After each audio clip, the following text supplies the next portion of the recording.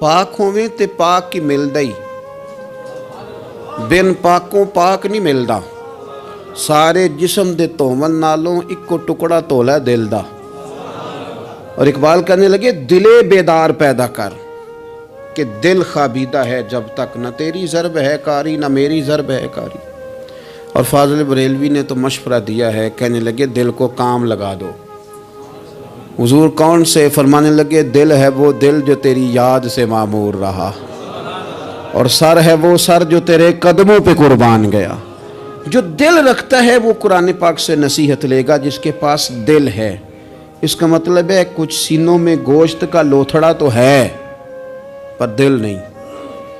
उनके सीनों के अंदर खून पंप करने वाली मशीन तो मौजूद है जो धड़क रही है जब से वजूद बना है, लेकिन वो धड़कने खाली हैं। दिल जब धड़कता है तो वो किसी के लिए धड़कना चाहिए, और किसी का दर्द हो दिल में। अल्लाह ताला ने कुरान मजीद में फरमाया कि मैंने दिल दो नहीं बनाए, दिल एक बनाया। इसमें कि कहीं ये ना हो कि दो दिल हों तो इधर कोई और हो इधर रब हो। फरमाया नहीं, दिल ही एक बनाया है, कोई और आ ही नहीं सकता। या खुदा रहेगा या मोहम्मद मुस्तफ़ा रहेंगे सल्लल्लाहु अलैहि वसल्लम। दिल ही एक बनाया है, और दिल है वो दिल जो तेरी याद से मामूर रहा। दिल धड़के और फिर वो तड़पे, वो किसी के दुख में तड़पे, वो किसी के दर्द में तड़पे, वो किसी की परेशानी पे तड़पे, वो किसी की मोहब्बत में तड़पे। और जब वो खूब तड़पे ना तो वो तड़प जो होती है, कुछ जख्म ऐसे होते हैं जिनका मज़ा आता है। यानी जब बाज़ों का जख्म ठीक होने पे आए तो आप उसे थोड़ा सा हाथ लगाएं तो वो थोड़ा सा ना मज़ा देता है। कुछ जख्मों का भी मज़ा होता है। आतिश कहने लगा वो मज़ा दिया है तड़प ने कि मेरी आरज़ू है यार अब मेरे दोनों पहलुओं में दिले बेकरार होता। मेरा दिल करता है दो दिल होते, मैं एक से तड़पा हूँ तो इतना मज़ा है, अगर मैं दो से तड़पता तो कितना मज़ा होता। मेरे दोनों पहलुओं में दिले बेकरार होते। अजीज़ भाई, दिल पर मेहनत, दिल की सफाई। 2 4 5 दिन आप गुस्ल न करें, मिसवाक न करें, आप कपड़े न बदलें तो तबीयत पे ना बोझ बन जाता है। अपने आप से ही बंदे को थोड़ी सी ना कोफ्त महसूस होती है। तो अगर 4 5 दिन 6 दिन इसी तरह गुजर जाएं तो फिर इंसान महसूस करता है कि यार ये मैं किधर आ गया हूँ। अब वो जब घर आता है सफ़र से लौट के तो फिर वो कपड़े निकालता है तो खाने से पहले गुस्ल करता है, खाने से पहले नहाता है, कपड़े बदलता है, मिसवाक करता है। तबीयत मेरी ठंडी हो गई, अब ज़रा मुझे ना मैं फ़्रेश हो गया हूँ जी, अब मेरी तबीयत हल्की फुल्की सी हो गई है जी मेरी तबीयत। और मेरे भाई, ज़ाहिर पर थोड़ा सा गर्द चढ़ जाए तो बंदा अपने आप को फ्रेश महसूस नहीं करता। तो अगर दिल सारा हसद से भर जाए, बुग़्ज़ से भर जाए, अदावत से भर जाए, लोगों के बारे में बुरे ख्यालात से भर जाए, कीने से भर जाए, तो कब इंसान को सुकून आएगा? कोई भी नहीं तंग होता आपके हसद से। अगर कोई माज़अल्लाह किसी से जल रहा है तो किसी का कुछ भी नहीं बिगाड़ रहा। अगर किसी से हसद कर रहा है तो क्या नुकसान कर लिया उसने किसी का? अपने आप को ही जला रहा है, अपने आप को तकलीफ दे रहा है। इसे मल मल के धो अपने दिल को। अगर ये साफ हो गया तो तेरा वजूद ही हल्का फुल्का हो जाएगा, तू खुद सुकून में आएगा। इसे मल मल के धो, मल मल के इसको सही करके साफ कर।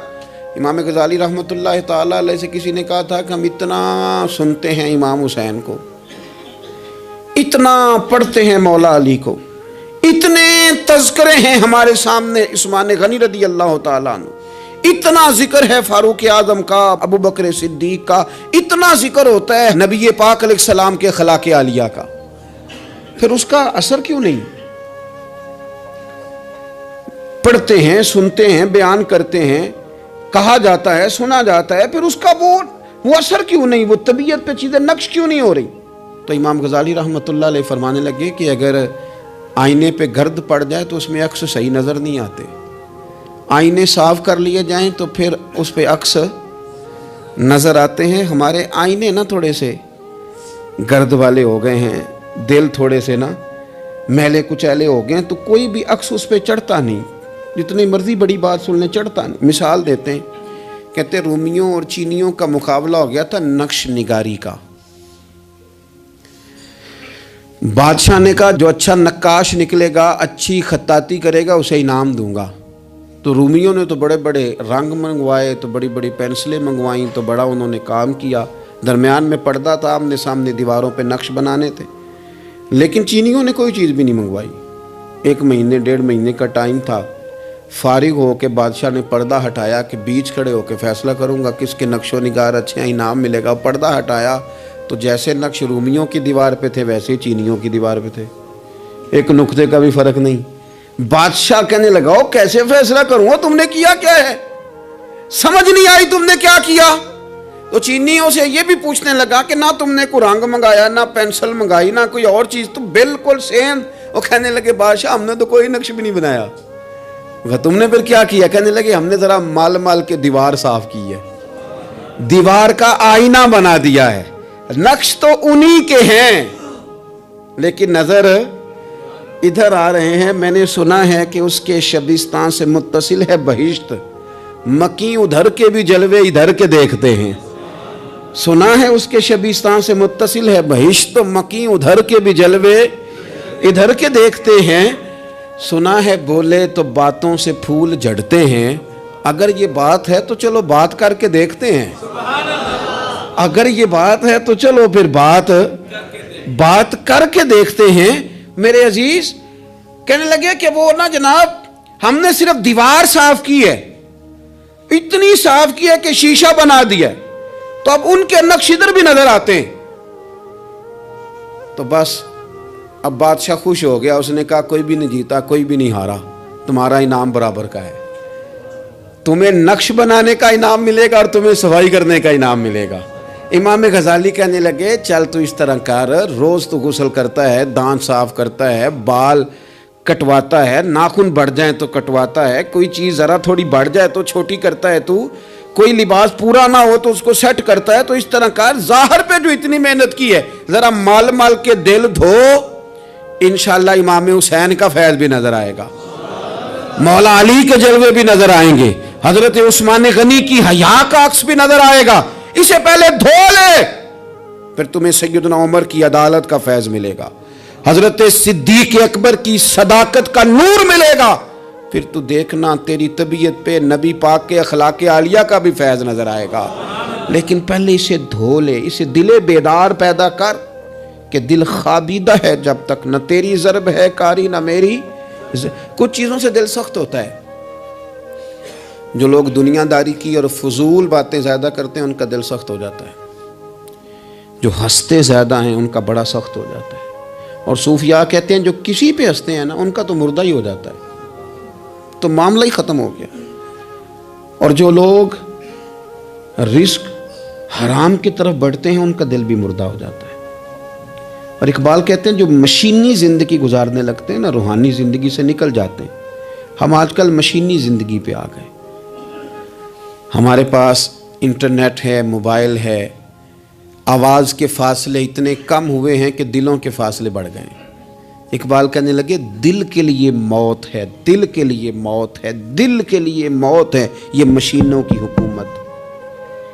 احساس مروت کو کچل دیتے ہیں یہ آلات، آلات پہ زندہ ہیں ہم، دل کے لیے موت۔ اور کسی کے گھر جانا، دروازے پہ دستک دینا، اور کبھی خط لکھنا تو سوچ سوچ کے، کبھی کاٹنا تو پھر لکھنا، لفظ یہ اس کے شایان شان نہیں، یہ جملہ میں نے بدل دیا ہے، لیکن اب بے باکانہ گفتگو ہے، تو مجھے وائس کر دے میں تجھے وائس کر دوں گا، حال ہی کوئی نہیں، تو کیا کوئی سوچے گا، کیا کوئی لکھے گا، کیا کوئی اس میں خوبصورتی کے رنگ بھرے گا۔ سخت ہو جاتے ہیں دل جب آپ مشینوں کی زندگی میں زندہ رہتے ہیں۔ دل نرم کیسے ہوتے ہیں؟ میرے نبی پاک نے فرمایا یتیم کے سر پہ ہاتھ پھیر، رب تیرا دل نرم کرے گا۔ اگر زنگ لگ جائے دل کو تو اللہ کا ذکر کر، قرآن پاک کی تلاوت کر، اللہ تیرے دل کو نرم کر دے گا۔ اور پھر فرمایا کہ اگر دل سخت ہو جائے تو موت کو یاد کر، تیرا دل نرم ہو جائے گا۔ اچھوں کی صحبت اختیار کریں تو دل نرم ہو جاتا ہے۔ قبروں کی زیارت کریں، جائیں کبھی اپنے شہر کے قبرستان میں، غور کریں کہ وہ چودھری صاحب لیٹے ہیں، یہ علامہ صاحب لیٹے ہیں، وہ فلاں بہت بڑے افسر لیٹے ہیں، وہ دیکھو وہ میرا عزیز لیٹا ہے۔ وہ ہارون رشید نے کہا حضرت داؤد تائی سے نصیحت کر دیں، تو فرمانے لگے باپ کدھر ہے تیرا؟ کہا حضور قبرستان میں۔ اماں قبرستان میں، دادا نانا بڑے بھائی سب قبرستان. فرمایا میں کیا نصیحت کروں؟